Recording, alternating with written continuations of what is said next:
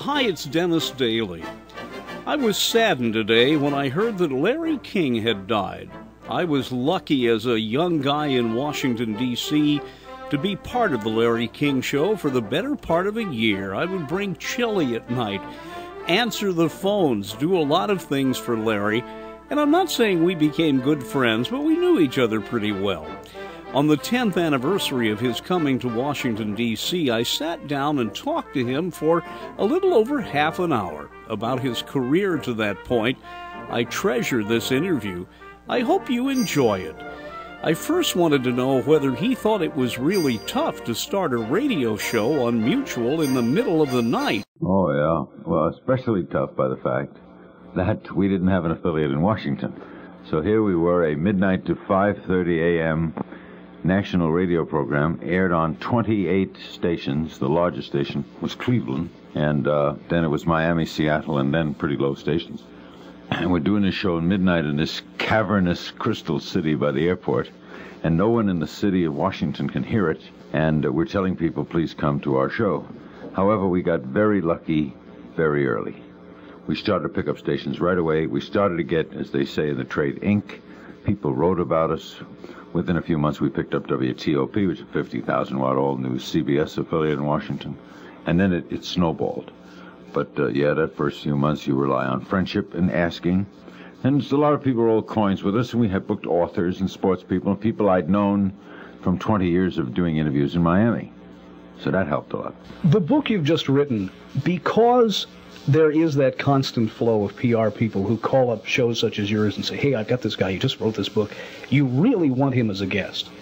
Did that help you in putting a book together? I mean, certainly you have talked to more authors than just about anybody. What I did with this book was do the best I could to turn out a book that's lively and entertaining and fun to read. It wasn't my idea. I was having lunch with Sterling Lord, who's a very well-known agent in New York. He looks like his name. You see, close your eyes, Sterling Lord, you're right. And I was telling him stories. We were just, really, it was just swapping stories.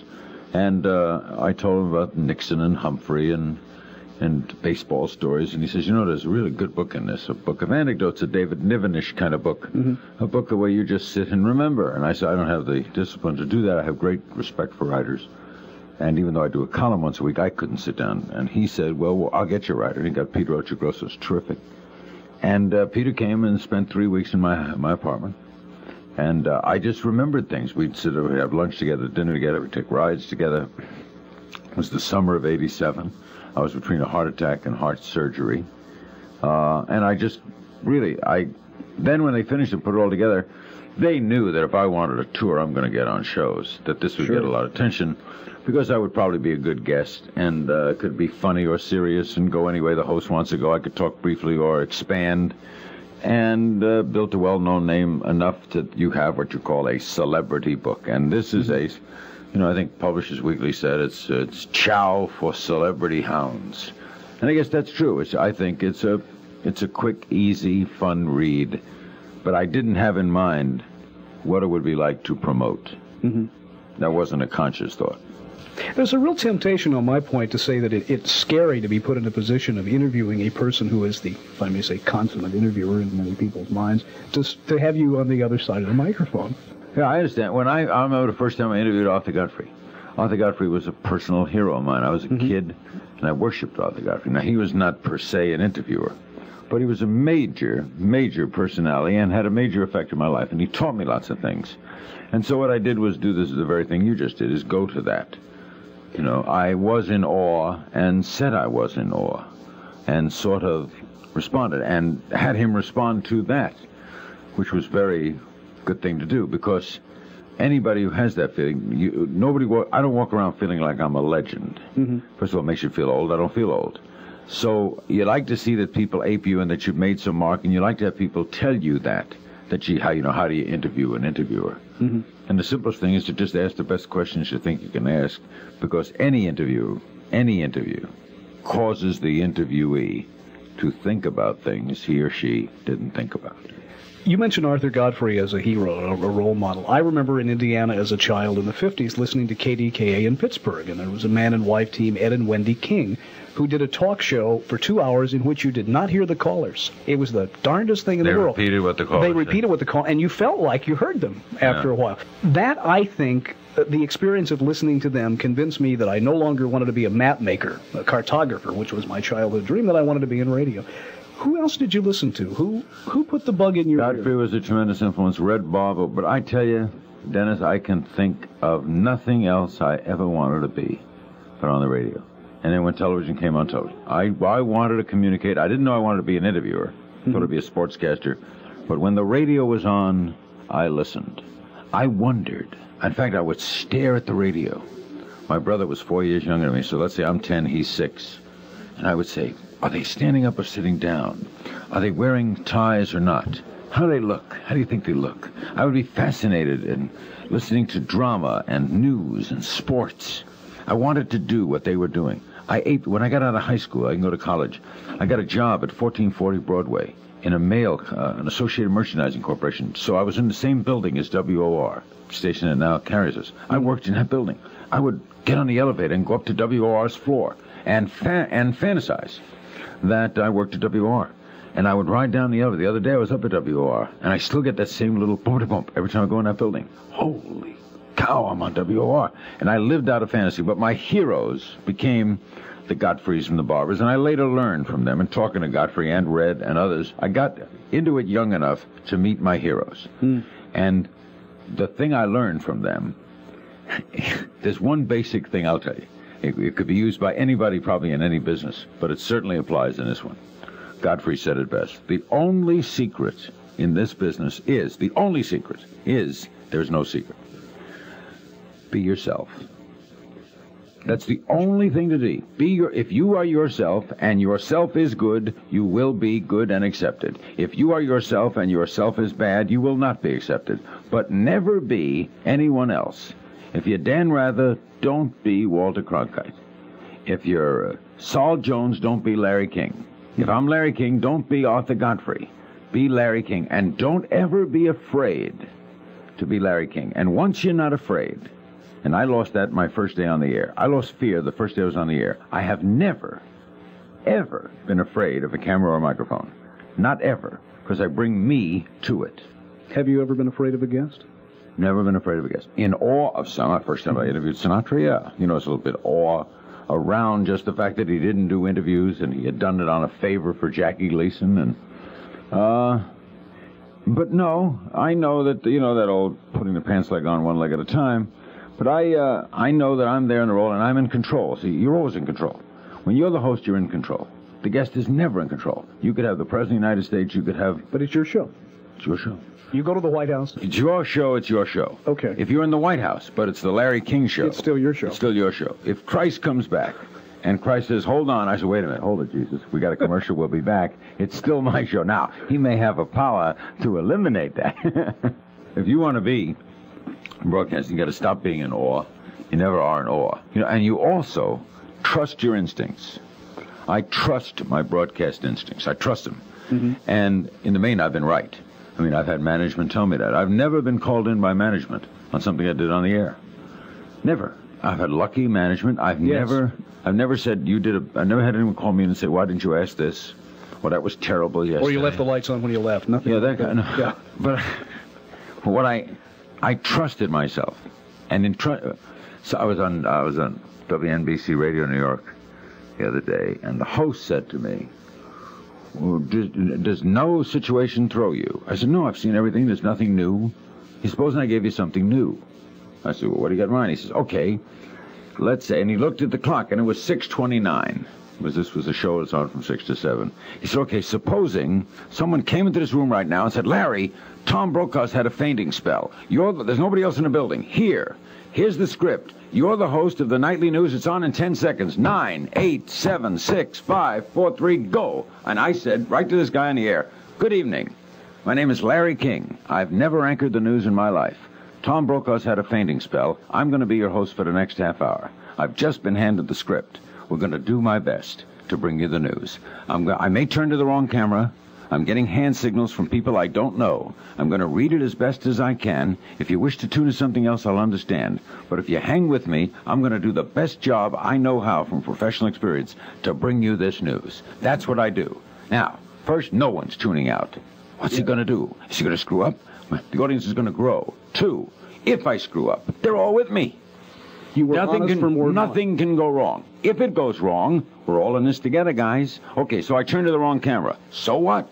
Larry's never done this before. His job don't depend on it. Larry thumps. He breaks for a commercial. There's no commercial ready to go. We're all in this with Larry together. All Larry did was be honest. Now, most guys, given that, would do this. Hi, I'm Leslie Forbush, sitting in for Tom Brokaw. And then when he turns to the wrong mic, he would look nervous and apprehensive. I don't have any of those things. Why? Because I did the simple, expedient thing. I told the audience the situation. The whole aspect of a program being live makes that kind of honesty more simple. If I get up at 2 in the morning, those people are there. Yeah. And when I watch CNN, especially if there's a late-breaking event, it does me good to know that the anchor is looking at me and saying, excuse me, folks, I'm not sure what's happening right now. Let's find out what's happening. Oh, I've worked live most of my life. There were times I did a very successful show on Channel 4 in Miami that was taped, where I would pre-tape it. But I like live. I'm comfortable live. Now, that's strange to people.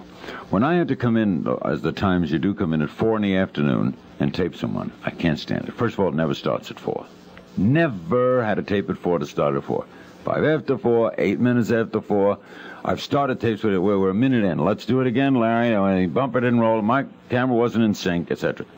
I know that at 9 o'clock Eastern Time, every night, Monday through Friday, I'm there. Now, if there's something wrong with the camera, that's their problem. Something wrong with engineering, I'm on. You got to be on. I love that. And radio, the same thing, 11 o'clock. I've never taped a radio show. I mean, I have in my life, but I've never taped a show for Mutual. I'm live. The clock says 11:06, and I'm on. And there's nothing anyone can do about that. And I'm in control of it when I'm on. No one likes the word indispensable. But when it comes down to that last 20 minutes and you don't feel good, doesn't that weigh more heavily on you than it would a lot of people because you're there, and who else are they going to get? If it's coming down to airtime and something really happens, you just don't feel all that good. What happens? You go on. You go on. Yeah, you go and you've on. done that, I'm sure. I've done shows with chest pain. I've done shows with ulcers. I had, in February, labyrinthitis. You ever have labyrinthitis? No. Doesn't well, sound you good. don't really want labyrinthitis. It's a kind of virus. All right. And they say everyone gets it once in their lifetime. In fact, there's a drug for it called Antivert that I never heard of that the druggist told me is the 3rd most popular drug he dispenses. All right. Here's what happens with labyrinthitis, folks. It's kind of like sinus. You know, like you get sinuses in your nose in sinus season. Except labyrinthitis is a little different. The sinus canal, which is normally blocked through the ear and you sneeze, in the case of labyrinthitis, blocks your sense of balance. So, folks, you fall over. And labyrinthitis happened to me at 1:45 one morning. I stood up on a commercial break, and the floor left me. During the middle of 5-6 hours of radio. Right, now I've got 15 minutes to go, and the room is spinning. I said to Chris, Chris, my technician, the room is spinning. I don't know what this is. Call a doctor and have him ready.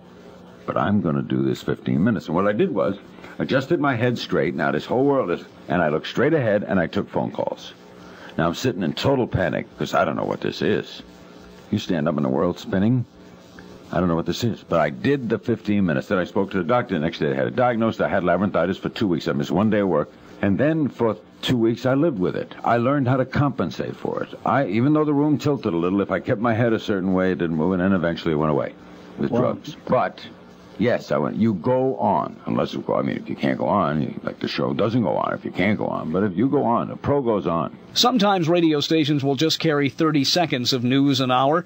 Many of them carry 5-minute newscasts, but there was a time in this country that many of the major networks did 10 minutes an hour, and it was not uncommon for local stations to carry an additional 5 or 10 minutes of special or feature programming.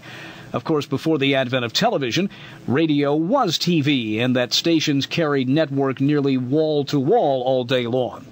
And I mentioned to him that Tom Snyder, a close friend of his, now has his own talk show, and asked him if it wasn't wishful thinking to think that maybe long-form programming is coming back, that radio is returning to what it was in the 60s, and that is a lot of talk and very little music, at least on some stations. Well, it's come back a long way. We were one of the forerunners of that, and that makes me feel good. But it's an AM savior. AM is in trouble. 70% of America listens to FM. It used to be the other way around. When I started, it was 95% AM. Now it's 70% FM. And AM has to do something it can do well. And what it can do well is talk and inform. So long-form programming comes back. What do 50,000-watt stations like WR and WTOP and and KDAR and KDAL and whatever they are, KFI, what do they do with all of this? Do they just play music? They're going to get racked because you can hear music better on other stations. So they have to do other things. So they carry Major League Baseball, basketball, hockey. They carry football on Sundays. They bring to the AM listener talk, information, news. That's what they do. That's what they do best. We fit that need. Along comes others. Tom Snyder, others that fit a need. You got to do it well. If a station depends on it, it's in trouble. If Larry King and Tom Snyder are the thrust of your day, if we're leading your rating period, you're in trouble. Your local still should be the bulwark. But is there a place for it? Yes. If you're interested in long-form programming, there's never a better opportunity than the 80s and 90s, especially cable, too, because cable's showing the way to television. I have no idea what TV's going to look like in the year 2000. I do not think there will be an NBC network as you now know it, with sitcoms at 9 o'clock at night. I think there'll be sitcom channels, and all news channels, and all sports channels, and all weather channels, and all quiz show channels. There's going to be you know what television's going to look like? Radio. It's going to be formatted. It's going to be like radio. And radio is going to, and it will have this huge pie and places for everything. There'll be radio shows on cable. There's no way to even imagine what it's like. The other day I did a book tour without leaving a studio. I sat in a studio in New York and talked to 15 markets. Each one took 10 minutes. I sat there and they got on the bird and they talked to me. And I was on in Boston. And then I was on in Detroit. And I'll be on Sunday in Dallas. And nobody moved. And the bird is saving small market radio. Correct. And not the bird having is to pay those phone bills. Don't have to pay phone bills. It's incredible. And it's impossible to forecast. But if I were interested in coming in today, boy, would this be a wonderful time to be coming in. Wonderful time to be coming in. More opportunities everywhere. More exposures. More outlets. You got to have faith in yourself. That I can't give you. The book is full of people you've talked to. If you could do as Steve Allen did on his show, Meeting of the Minds, and talk to people who aren't around anymore, whom would you like to have talked to? Christ immediately. I would like to talk to Christ. I'd like to do the interview in a synagogue, which would be the only place he'd know. He would have no idea what a Baptist is. What is a Catholic? It would be fascinating to get his thoughts on as he looks. What is a Protestant? Even that would blow his mind. I mean, they had a fight inside, and there's a Protestant. That's right. And, get his view of the world, and was he the Son of God, and did he preach, and what do you think? What do you think of Judas? Lincoln would be a fascinating character because he was a manic, depressive. Hitler would be way up on the list. I'd love to interview Hitler. Any interviewer worth his salt loves demonic geniuses who think they are right. Anybody who's caught up in a web of something is just wonderful to ask questions to because they're not going to have their guard up. Hitler would have been a great interview. He would not have been political. Gaddafi would be a great guy to interview. See, Margaret Thatcher does not excite me. I mean, she can be a wonderful person and a fine leader, but she wouldn't excite me as an interviewer. Gaddafi would excite me. So my first would be Christ. Certainly American would be Lincoln. And I'd like to interview him now, looking at the scene now. I mentioned to Larry there is one big difference between now and when he and I worked together 10 years ago. Now there is no cigarette smoke in the studio. No, there's no smoke, folks. He doesn't smoke anymore. I stopped on February 24th, 1987. I had a heart attack. That stopped me. I didn't stop me. It stopped me. It stopped you. The last thing I want to ask is, in that time when you were recuperating and you were off the air, what is it like for someone who is as visible and as audible as you are to be told, hey, you're going to have to cool it for a while? It ain't easy. Is it as much a withdrawal, for example, in some ways as giving up cigarettes? No, because one, you know you're coming back, and two, you're so happy to have pulled through. Like when I woke up from surgery, I didn't think I'd wake up because everything was going so good for me, and now I got to have quintuple bypass.